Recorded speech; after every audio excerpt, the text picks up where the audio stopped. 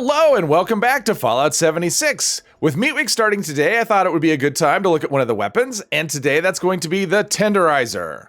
So the Tenderizer is just looks like a keg attached to a signpost. The version I have is vampires with faster weapon speed and 90% reduced weight. There are 3 mods for the Tenderizer: peppered, salty, and spicy. So peppered does the most ballistic damage, spicy does slightly less, and it adds in energy damage. Salty does less, but it adds in a chance to cripple and limb damage. Now, another thing that's fun about the peppered version is you get this pepper dust every time you swing the weapon, which I think is kind of a really fun effect. Since this is a 2-handed weapon, we do have the Slugger perks. We also have Martial Artist to increase that swing speed, and Incisor for armor penetration. And since our version is vampires, we have the Ricochet perk, which will help deflect some of those enemy shots and give us some healing. I also have Hack and Slash maxed out, which 50% of the time will give us a chance to do area damage. I also have Twisted Muscles for extra melee damage, and Carnivore to double the benefit of meat-based foods. The foods we're using are Deathclaw Wellington, which gives us extra strength, which translates into extra damage, and Yaogwai or Tasty Yaogwai Roast, which is extra melee damage. So the plan for this weapon actually comes from the event Graham's Meat Cook, which will be at the top of every hour for the next couple of weeks. And the mod plans for it, spicy, salted, and peppered, are separate plans as well, and they have a chance to drop from the event. Let's see what we could do. Oh, we got a cultist. Okay, yeah, cultists are still going on, but they're going away, thankfully, very soon. But yeah, the damage from this is just, especially when you have the food buffs going, the damage from this is just so massive, and I kind of like it just because it's over the top. I mean, that's one of the cool things about this weapon.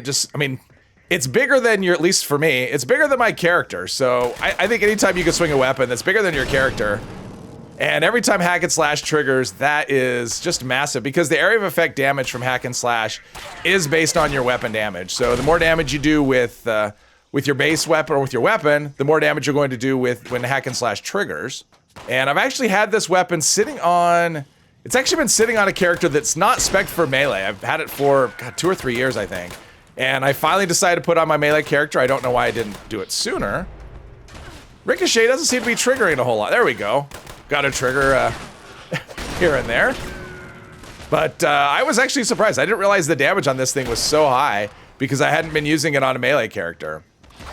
But yeah, you can see most things, it seems to be, at least most standard enemies, are a one-hit kind of situation. Let's take care of him really quick. Yeah, Hack and Slash is just... the icing on the cake. Oh, no, not a one-shot, 2-shot. How about that? And we got one last robot to deal with. Now, I think this is one of those weapons that I think you have to know the plan for it to drop for you as a legendary drop. And this character doesn't actually know the plan for that. So I've never seen a legendary version of it on this character. And so because of that, I can't see Hack and Slash just does. It's so good. It's so good. But because of that, I kind of forget that this weapon exists. And then I saw Meat Week is starting, and yeah. Then I remember there's 2 weapons that drop from Meat Week. There's this one, and there is, oh, this is so nice. Then there's the Pepper Shaker, which is a ranged weapon. But this thing is so good. Even without Hack and Slash, it still just does so much damage. But I've always thought this weapon is kind of cartoonish. I mean, anytime you're carrying a weapon that's actually bigger than the character, that's fairly over the top. Wow, and sending people flying is just a bonus. All right, looks like we've got Blue Devil. I check this location all the time, but don't always find anything. Another reason I kind of forget that this weapon exists is because don't really see... I never see other players using this weapon, so I just don't think it's all that common just in general, which is another reason why it's so much fun. But, okay, we'll get this guy down. Yeah, we're doing really nice damage. I mean, these Blue Devils are fairly tanky.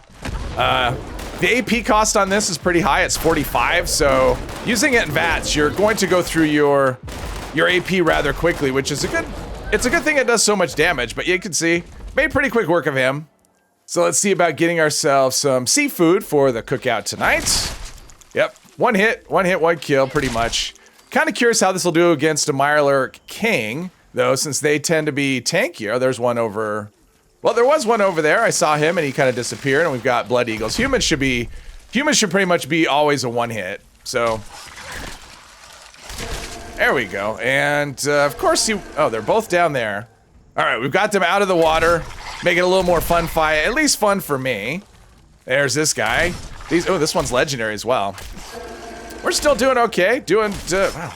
They're really tanky, but you can see the damage we're doing is really big. At least for me. There we go. All right, time to take on the queen. See what she's all about.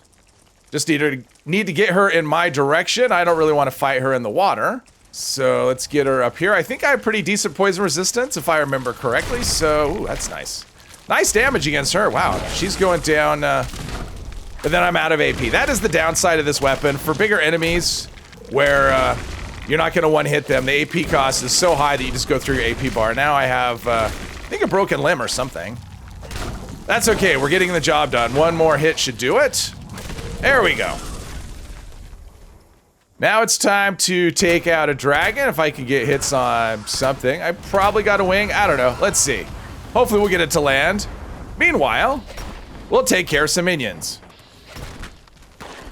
But I think, no, I don't know if she's gonna land or not. I may have to get the shotgun back out, get some more hits, but we've got minions to, oh, there she is. Okay, okay. Kind of an awkward spot for her to land, but she's not that accommodating. This one's not legendary, so it should go down in just not that many hits. One more hit, there we go. Easy peasy. And there you have it, one of the fun weapons from Meat Week, the Tenderizer. If you're lucky enough to have this plan drop for you, I encourage you to craft the weapon and give it a go. It's a lot of fun. Hopefully you enjoyed the video. If you did, please hit one of the buttons, and I hope you'll join me in the next one. Thank you very much.